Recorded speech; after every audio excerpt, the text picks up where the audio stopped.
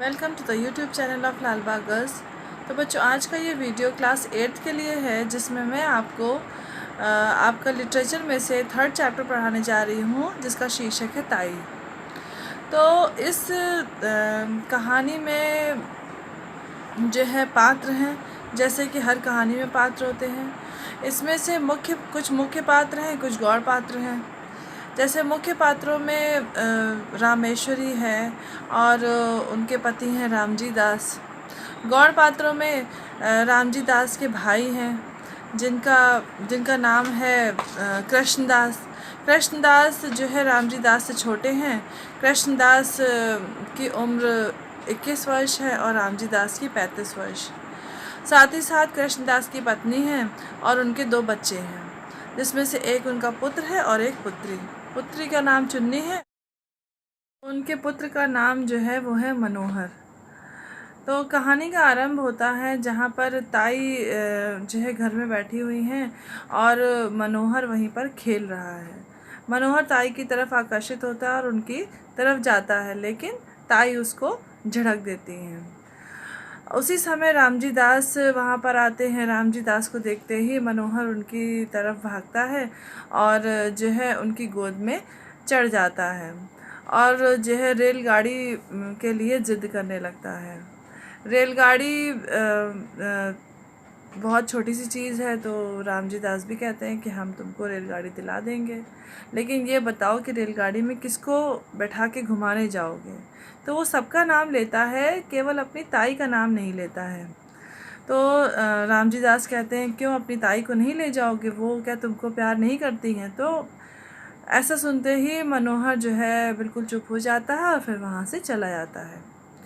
तो क्योंकि रामजी दास के अब कोई अपना पुत्र नहीं होता है या अपनी संतान नहीं होती है, इसी कारण जो है जो उनकी पत्नी होती हैं वो हमेशा उनसे रुष्ट रहती हैं और उन्हें बार बार इसी बात के लिए बोलती रहती हैं कि उनके अब कोई अपनी संतान नहीं है, उन्हें अपनी संतान से ही स्नेह करना चाहिए और उसी को इस दुनिया में लाने के लिए सोचना चाहिए। तो लेकिन रामजी दास क्योंकि पढ़े लिखे हैं और वो कहते हैं कि यदि भाग्य में हमारे पुत्र होगा तो हमारे ज़रूर होगा, नहीं तो हमें इन बच्चों को ही अपना बच्चा समझना चाहिए। तो कहानी जो है इसी बात के इर्द गिर्द घूमती रहती है।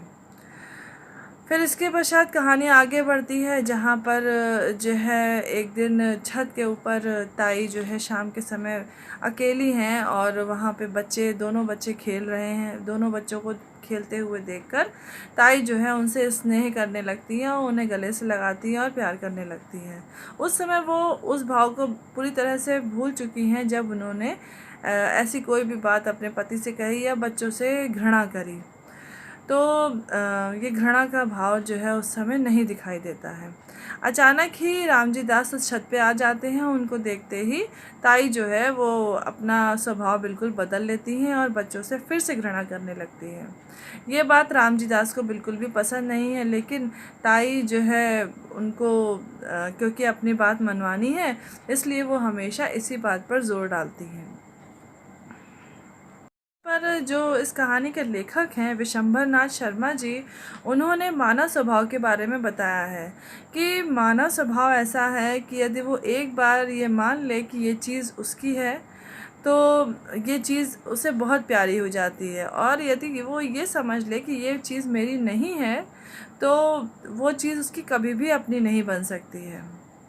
उसी तरह से जैसे कि बच्चे जो हैं वो उनसे ताई जो है बहुत अधिक स्नेह करती है, लेकिन क्योंकि वो ये मन में मान बैठी कि ये उनके अपने बच्चे नहीं हैं, इसलिए वो चाह कर भी उनसे पूरी तरह से स्नेह नहीं दिखा पाती हैं। तो यहाँ पर जो है जो लेखक हैं उन्होंने मानव स्वभाव के बारे में भी बताया है। बाद कहानी आगे बढ़ती है, जहाँ पर शाम का समय है। आकाश में जो है रंग बिरंगी पतंगे उड़ रही हैं और मनोहर जो है उन पतंगों को छत पे खड़े होकर आसमान की तरफ देख रहा है और उसे पतंग बहुत पसंद है। तो वो चाहता है कि उसके पास भी एक पतंग हो जिससे वो उड़ा सके। तो इस बात के लिए जो ताई से वो कहता है कि ताई मुझे एक पतंग दिला दो। लेकिन ताई क्योंकि अपने ही ख्यालों में खोई रहती हैं तो उस बात पर इतना ध्यान नहीं देती हैं। फिर वो कहती हैं कि अपने ताऊ से ही कहना और कि वो पतंग दिला दे। तो यही बातचीत चल रही होती है, साथ ही साथ अचानक क्या होता है कि आकाश से एक पतंग नीचे की तरफ गिरती है। उसे पकड़ने के लिए मनोहर आगे दौड़ता है और दौड़ते हुए कब वो छत की मुंडेर पर पहुंच जाता है उसे पता ही नहीं चलता है। और डोर नीचे लटक रही है पतंग की, और उस डोर को पकड़ने के लिए वो जैसे ही आगे बढ़ता है वैसे ही उसका पैर जो है उस मुंडेर से फिसल जाता है और फिसल के वो नीचे चला जाता है। तो जैसे ही फिसलता है वैसे ही वो ताई को आवाज़ देता है कि अपना हाथ दो और मुझे ऊपर की तरफ खींच लो। लेकिन ताई क्योंकि अपने ही ख्यालों में खोई हुई है उस बात पर ध्यान भी नहीं देती है। तो जो है लेकिन फिर भी मनोहर नीचे से चिल्ला रहा है और ताई जो है उस पर ध्यान नहीं दे पाती है। अचानक से जो है बच्चे का पैर फिसलता है और वो नीचे आंगन में गिर जाता है। ऐसा देखते ही जो रामेश्वरी होती है उसकी सारी जो स्नेह है वो जागृत हो जाता है और वो बहुत ज़ोर ज़ोर से चिल्लाने लगती है और रोने लगती है और वहीं पर बेहोश भी हो जाती है। 1 सप्ताह तक रामेश्वरी जो है बेहोश पड़ी रहती है और जब भी उसको होश आता है वो यही कहती है कि जाओ जाके मनोहर को बचा लो, वो नीचे फिसल गिर रहा है और कोई जाओ उसको जाके बचा लो, ऐसा बोलती है और फिर से बेहोश हो जाती है। 1 सप्ताह तक उसको होश नहीं आता। इसी बीच जो मनोहर होता है उसके पैर में चोट आई होती है और उसके पैर में चोट आई होती है और जो है डॉक्टर उसे देखते हैं और वो धीरे धीरे ठीक भी हो रहा होता है।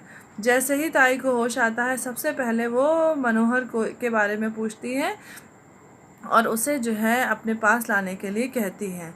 और जैसे ही बच्चा उनके पास आता है वो उसे गले से लगाती हैं और बहुत फूट फूट कर रोती हैं।